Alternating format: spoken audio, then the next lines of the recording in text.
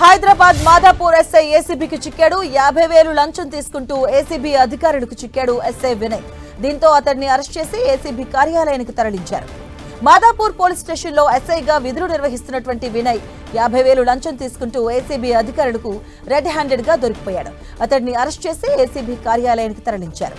అనంతరం ఎస్ఐని అధికారులు విచారించారు. అలాగే పోలీస్ స్టేషన్లో తనిఖీలు చేపట్టారు. ఒక కేసులో సహకారం అందిస్తానని లంచం డిమాండ్ చేశాడు. దాంతో బాధితులు ఏసీబీకి ఫిర్యాదు చేశారు.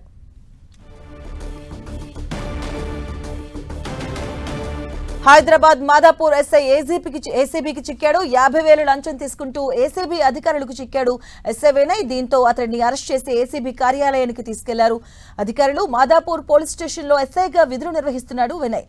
50,000 లంచం తీసుకుంటూ ఏసీబీ అధికారులకు రెడ్ హ్యాండెడ్ గా ఆయన దొరికిపోయాడు. అతడిని అరెస్ట్ చేసి ఏసీబీ కార్యాలయానికి తరలించారు అధికారులు. అనంతరం ఎస్ఐని అధికారులు విచారించారు. అలాగే పోలీస్ స్టేషన్లో తనిఖీలు చేపట్టారు. ఒక కేసులో సహకారం అందిస్తానని లంచం డిమాండ్ చేశాడు వినయ్. దీంతో బాధితులు ఏసీబీకి ఫిర్యాదు చేశారు.